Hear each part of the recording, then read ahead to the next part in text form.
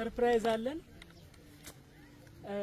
ያንን ሰርፕራይዝ ወይም ደግሞ አዲሱ ክስተት ምንድነው የሚለውን አርበኛ ጥላሁን ያቀርብልንና ልዩ ሽልማት የሚደረግለት ሰው አለ። ልዩ ሽልማት የሚደረግለት ማን ነው? ልዩ ሽልማቱስ ምንድነው የሚለውን አርበኛ ጥላሁንን ወደ መድረክ ጋብዛለሁ።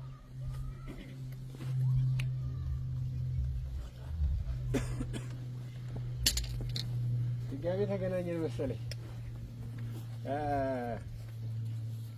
እንግዲህ ሽልማት ምን እንደሆነ ሽልማቱ እኔም አላውቀውም። ማን እንደሸለመ እናገርን። እስኪ መጀመሪያ ከሽልማቱ ከሸላሚውም ከሽልማቱም በፊት የሽልማቱ አስፈላጊነት ለምን እንደሆነ ትንሽ ነገር ልበላችሁ።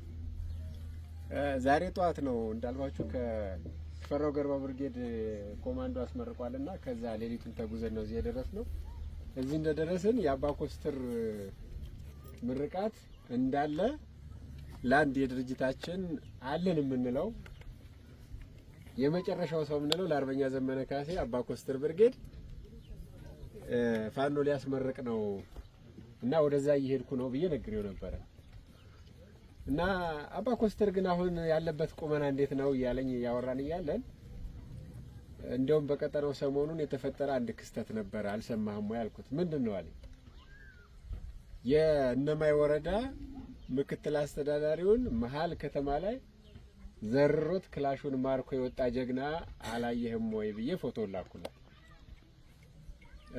ጀግናው የብዙዎቻችን ተምሳሌት፣ እኛም ጀግነት ብርቃችን አይደለም መቼም። ቀጠናውም የጀግና ሀገር ነው። የአባ ኮስተር በላይ ዘለቀ ቀዬ ነው። ይሄን መናገር የተለየ ነገር ላይሆን ይችላል። ያ ሰው ማን ነው ላላችሁኝ የተወሰናችሁ ታውቁት ይሆናል። እኔ ሌላ አዲስ ስም አውጥቼለታለሁ። ይሄንን ስምም እንዲያጸድቅልኝ ለአርበኛ ዘመነ ካሴ ነግሬው ጸድቋል። ዋናው ስሙ አሳምን ነው። የቅጽል ስሙ ደግሞ ቀኜ ብየዋለሁ። ይሄ ስም ጸድቋል። ይሄ በእኔ በኩል ይወጣለት ነው። ታዲያ ስም ብቻ አጽድቀን ብንቶ ምን ትርጉም አለው አለኝና የሆኑ ሰዎች መጥተው ያቀብሉሃል። በእኔ ስም በድርጅቱ ስምና በአባ ኮስተር ብርጌድ ስም አንድ የሆነ ስጦታ እንድትሰጥልኝ ይፈልጋለሁ ብሎ የሆነ ዕቃ ጠቅልሎ ልኮልኛል።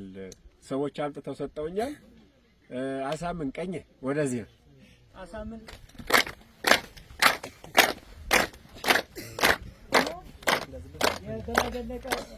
የበላይ ዘለቀ ክፍለ ጦር ሰብሳቢ እና የአባ ኮስተር ነው። እነሱ ሽልማት እንግዲህ ይሄ ነው። ምን እንደሆነ እኔ አላውቅም። አሳምን ማን ሽልማቱን ተቀበል።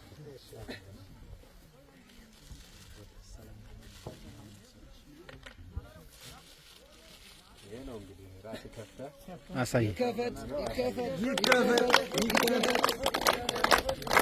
አረ ሞራል ይከፈት።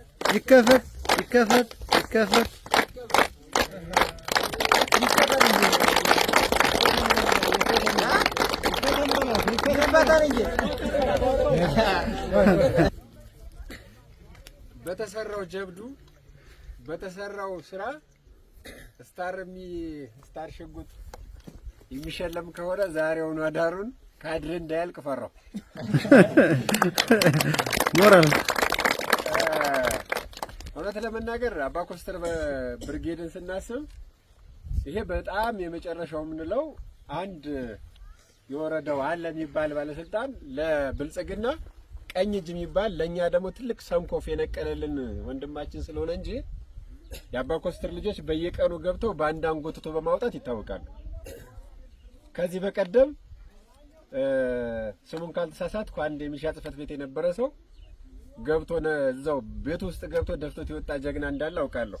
ማን እንደሆነ ግን በስምም በመልክም አላውቀውም። ግን የአባ ኮስተር ልጅ ብዙዎቹ ከተማ ውስጥ እየገቡ መተው መሳሪያ እያነሱ መምጣት ብርቅ አይደለም።